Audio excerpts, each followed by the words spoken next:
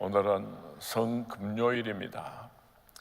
예수님께서 십자가에 못 박혀 죽으신 날입니다. 오랜 동안 신앙생활을 하면서 금요일이 되면 오늘은 예수님께서 십자가에 못 박히신 날이다 하고 우리가 다 잘 알고 있습니다. 그렇지만은 어떻게 해서 어떠한 아픔을 통해서 그렇게 십자가를 지셨는지를 좀 더 상세하게 아는 사람은 그리 많지를 않은 것 같습니다. 오늘 성경 말씀에 예수님께서 어떻게 십자가의 길을 걸어가시고 어떻게 운명하셨는지를 상세하게 성경 말씀책에 기록되어 있으니까 그 성경 말씀을 읽으면서 묵상하면서 우리가 함께 십자가의 길을 같이 걸어갈 수 있었으면 좋겠습니다. 금요일날 새벽 4시경에 예수님께서는 빌라도에게 재판을 받으셨습니다. 결박되어서 총독 빌라도에게 넘겨지셨고, 빌라도가 내가 유대인의 왕이냐라고 물을 때 예수님께서는 옳도다라고 대답을 하셨습니다.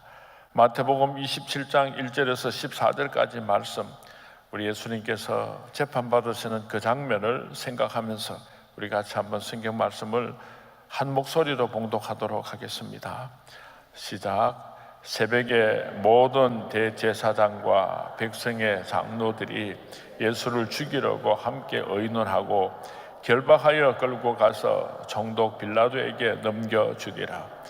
그때에 예수를 반 유다가 그의 정죄됨을 보고 스스로 뉘우쳐 그 은 30을 대제사장들과 장로들에게 도로 갖다 주며 이르되 내가 무죄한 피를 팔고 죄를 범하였도다 하니 그들이 이르되 그것이 우리에게 무슨 상관이냐, 내가 당하라 하거늘 유다가 은을 성소에 던져놓고 물러가서 스스로 목매어 죽은지라.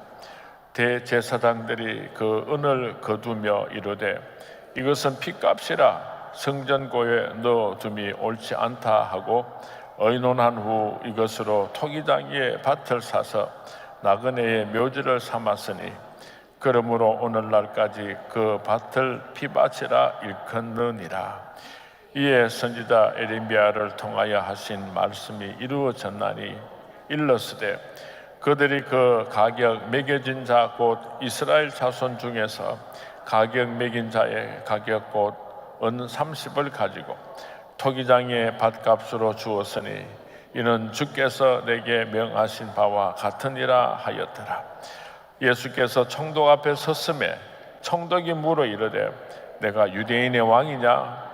예수께서 대답하시되 내 말이 옳도다 하시고 대제사장들과 장로들에게 고발을 당하되 아무 대답도 아니하시는지라.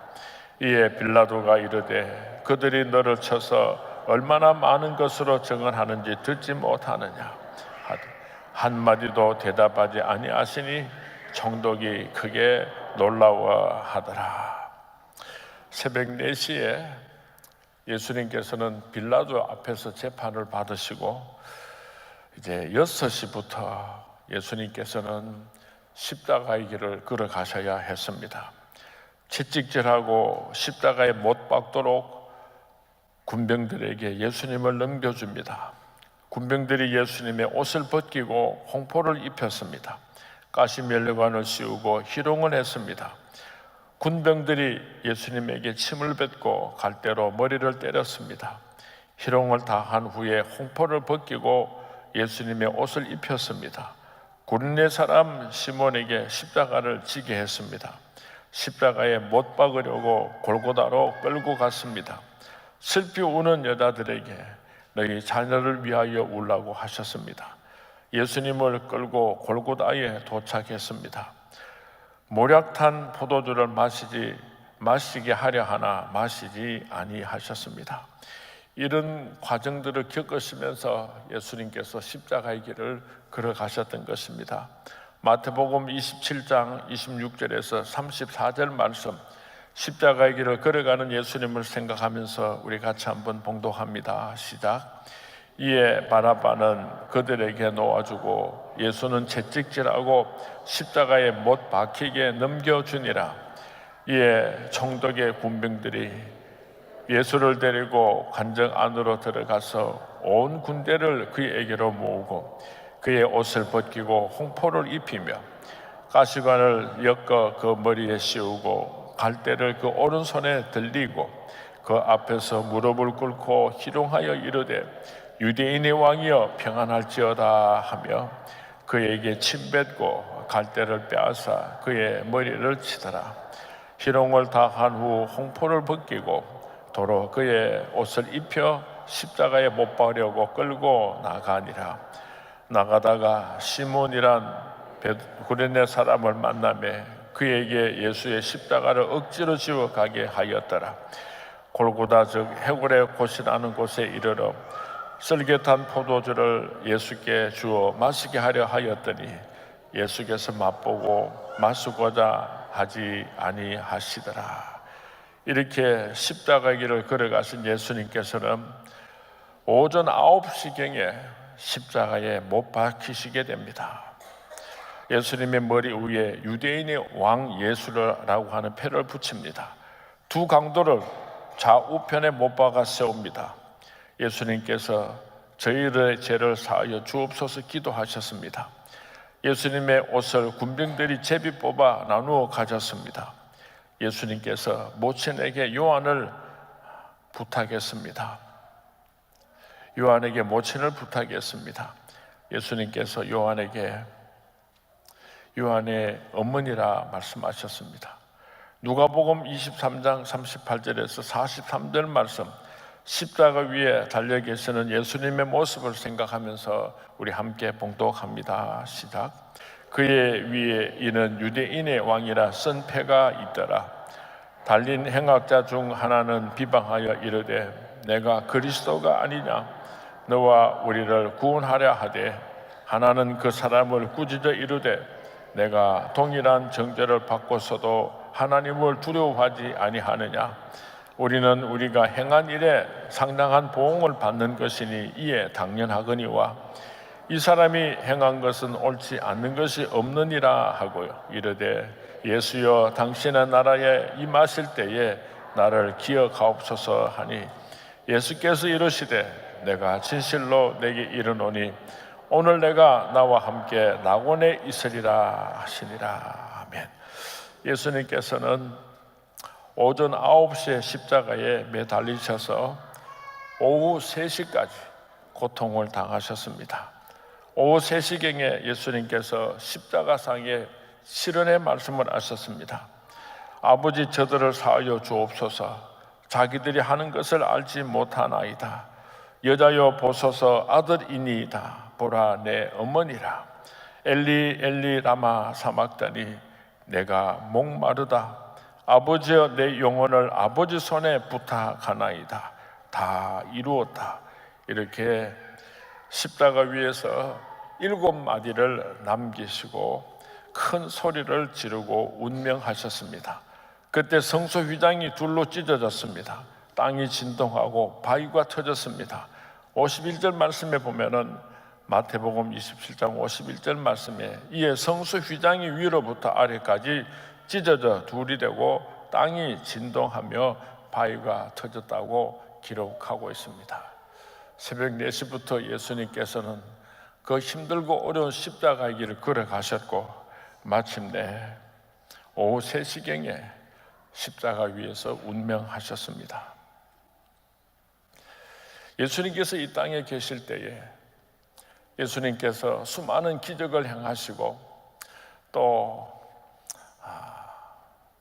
말씀을 가르쳐 주실 때에 인산인해를 이루고 수많은 사람들이 예수님을 따라다녔지만은 예수님께서 십자가에 못 박혀 죽으시니까 다들 뿔뿔이 흩어지고 말았습니다. 예수님의 제자들조차도 다 도망을 가고 없는데 누가 예수님을 찾아올 사람이 있었겠습니까? 예수님께서 돌아가셨는데 예수님의 시신을 거둘 사람이 없었습니다. 예수님의 장례를 치루어 줄 사람이 없었습니다. 바로 그때에 요셉이라고 하는 사람이 빌라도를 찾아와서 예수님의 시체를 나에게 달라고 요구를 했습니다. 요한복음 19장 38절에서 42절 말씀 우리 같이 한번 봉독하도록 하겠습니다. 시작.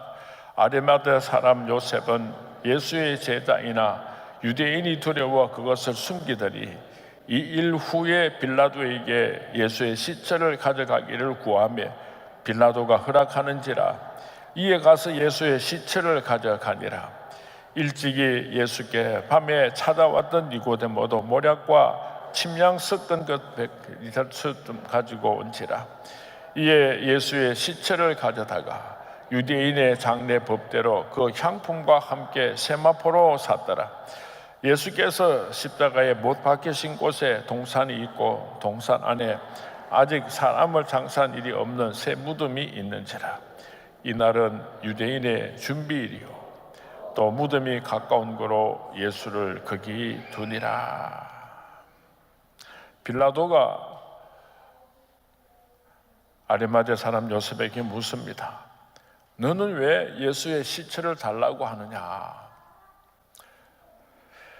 예수님께서 살아 계시면은 수많은 사람들이 서로 예수님을 모시겠다고 아우성을 치겠지만은 이제 예수님께서 돌아가셨으니까 아무도 예수님의 시신을 거둘 사람이 없으니까 제가 예수님의 시체를 모시도록 하겠습니다. 그는 정성껏 유대인의 장례 절차대로 향품과 함께 예수님의 시체를 세마포로 샀습니다. 자기를 위하여 준비해 두었던 무덤에 예수님을 모시고 장례를 치루었습니다. 그리고 사흘이 지났습니다.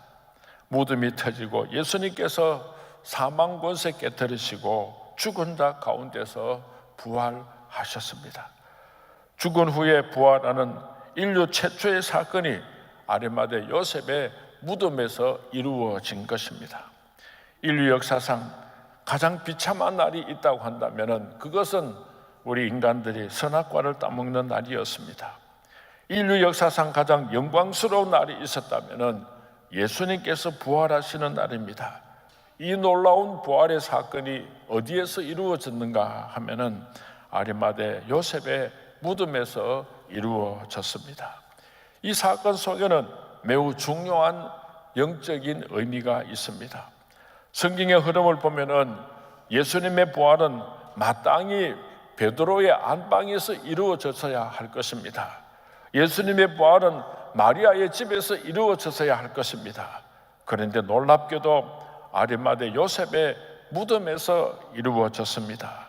그 이유는 아리마대 요셉이 빌라도를 찾아가서 예수님의 시체를 나에게 달라, 자기 무덤에, 자기를 위해서 준비해 놓은 그 무덤에 예수님의 시체를 모심으로 말미암아 영광스럽게도 아리마대 요셉의 무덤에서 예수님께서는 부활하신 것입니다. 만약에 예수님께서 이 세상에 다시 오셔서 십자가에 못 박혀 죽으신다면 누가 빌라도를 찾아가서 예수님의 시체를 나에게 주십시오 하고 요구하겠습니까? 아마 많은 우리 성도님들이 내가 빌라도를 찾아가서 예수님의 시체를 나에게 주십시오, 내가 요구하겠습니다, 그렇게 마음을 먹으시는 분이 참 많이 계신 것 같습니다. 우리는 그 모든 일들을 다 알고 있기 때문에 예수님의 시체를 제가 모시겠습니다, 그렇게 말할 수 있을는지 모르겠습니다. 그런데 참으로 놀라운 것은 오늘도 하나님께서는 우리에게 이런 영광스러운 기회를 주고 계십니다. 예수의 시체를 누가 가져가려고 하느냐?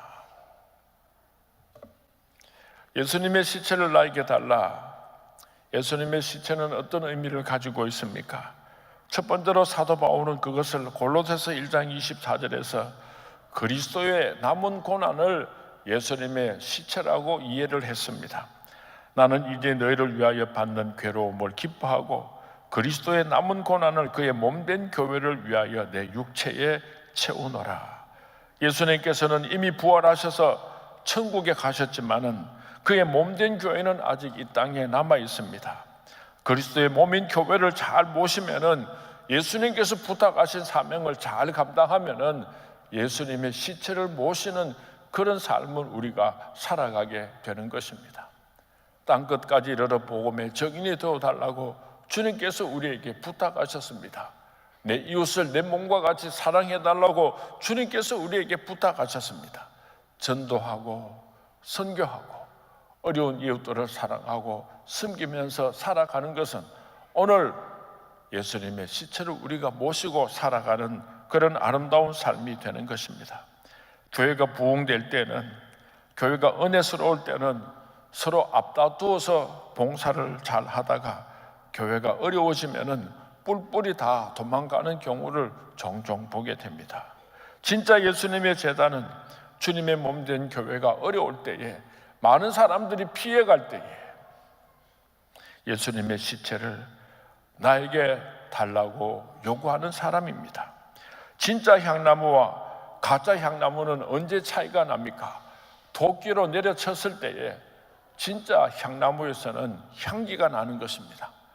가짜 향나무에서는 아무런 향기가 없습니다.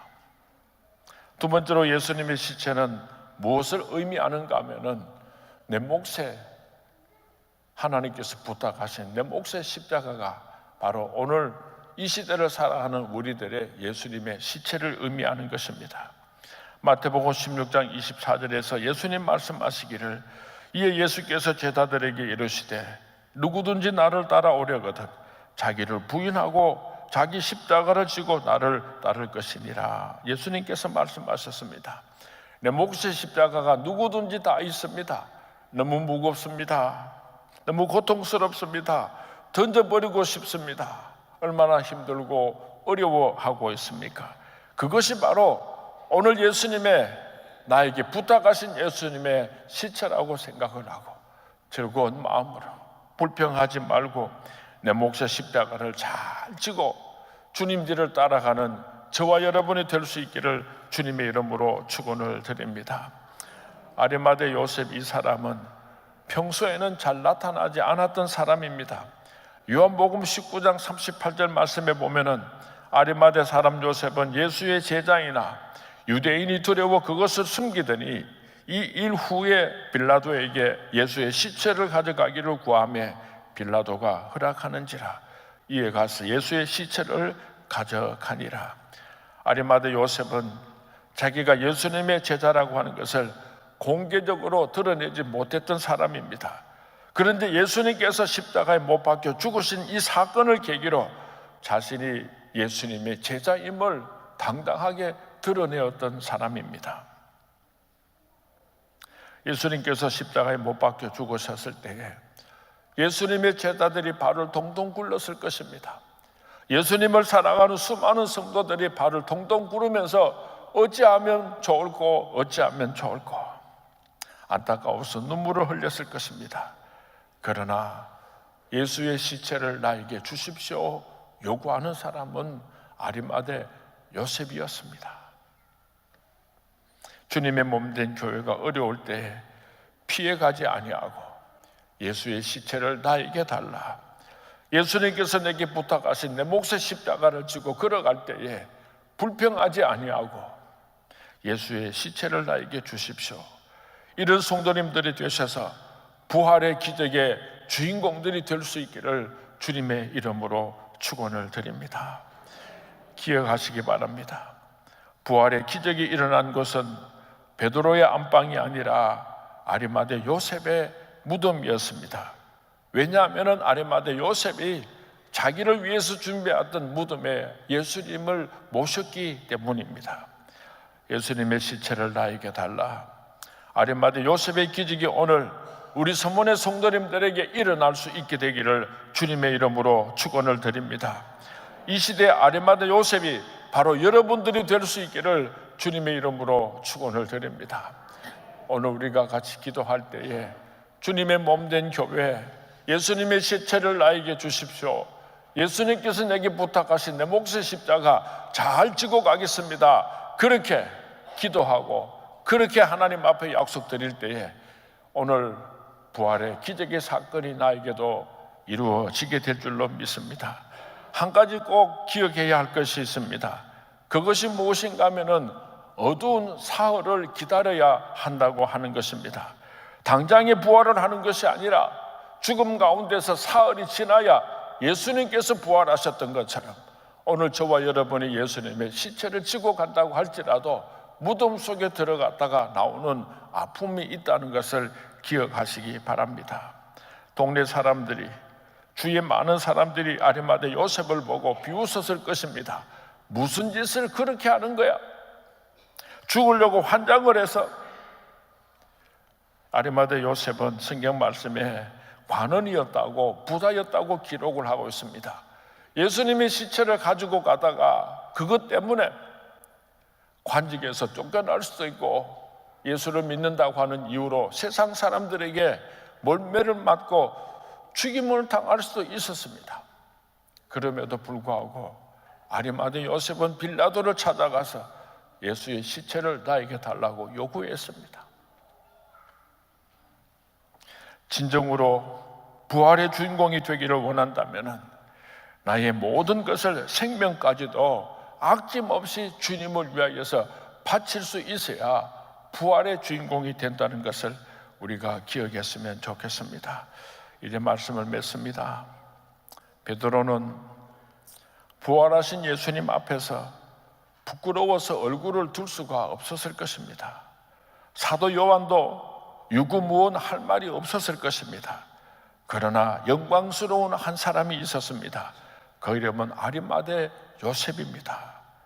왜냐하면 그가 예수님의 시체를 처리하였기 때문입니다. 자기가 죽어서 들어갈 자기의 무덤에 예수님을 모셨기 때문에 영광스러운 삶의 주인공이 되었던 것입니다. 오늘 성경 말씀은 이렇게 말합니다. 그도 예수의 제자니라. 자기를 위하여 준비했던 무덤에 예수님을 모셨던 아리마대 요셉을 가르쳐서 그도 예수의 제자니라 그렇게 기록하고 있습니다. 예수의 시체를 달라 하여 예수님을 모시는 저와 여러분이 되어서 부활하신 예수님을 모시는 영광스러운 예수님의 제자들이 될 수 있기를 주님의 이름으로 축원을 드립니다. 주님의 이름으로 축원을 드립니다.